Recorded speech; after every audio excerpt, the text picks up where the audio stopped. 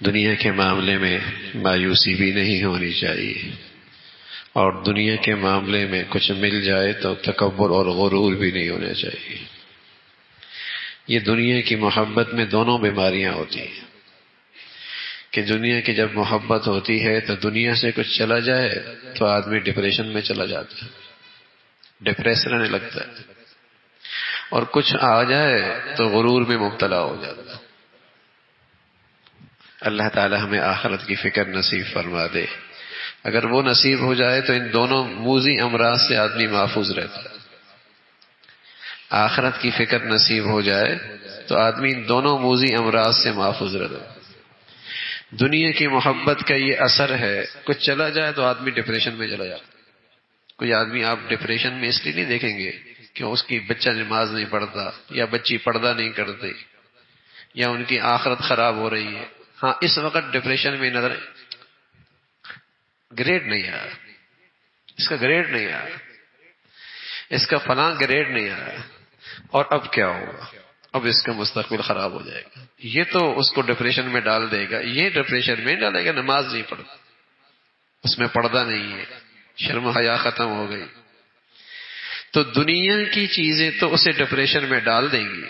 دنیا کی محبت، دنیا کی عظمت، دنیا کی اہمیت اتنی بڑھ گئی ہے، اس میں ذرا کمی آ جائے ڈپریشن میں چلا جائے، اور ذرا سی کچھ آ جائے تو وہ سمجھتا شاید بہت کچھ آ گیا، شاید میں سب سے نمایاں ہو گیا۔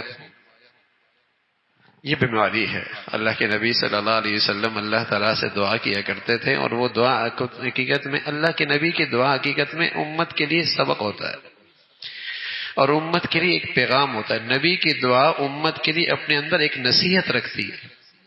آپ فرمایا کرتے تھے اللہم لا تجعل الدنیا اکبر ہمنا، اے اللہ دنیا میرا غم نہ بننے دینا، اے اللہ دنیا میرا غم نہ بننے دینا۔ اللہ کے نبی جو اللہ سے مانگتے ہیں وہ دعا میں ایک امت کے لیے نصیحت ہوتی ہے اور امت کے لیے ایک پیغام ہوتا ہے۔ اللہم لا تجعل الدنیا اکبر ہمنا، اے اللہ دنیا میرا بڑا غم نہ بننے دینا کہ یہ چلا گیا، وہ چلا گیا، یہ نہیں ملا، ایسا نہیں ہوا، اور رات دن اسی فکر میں گزر رہی ہے، اسی غم میں گزر رہی ہے، اسی دکھ میں گزر رہی ہے۔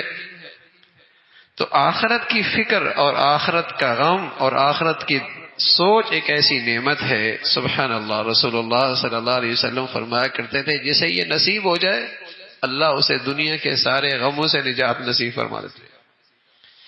پیارے نبی صلی اللہ علیہ وسلم فرمایا کرتے تھے جسے آخرت کی فکر اور غم نصیب ہو جائے اسے اللہ تعالیٰ دنیا کے سارے غموں سے نجات نصیب فرما دیتے ہیں۔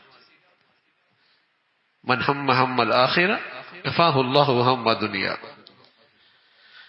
جو آخرت کو غم بنائے گا اور فکر بنائے گا اور اس کی سوچ رکھے گا اور وہ پیش نظر ہر وقت رہے گی، دنیا کے غموں سے محفوظ ہو جائے گا۔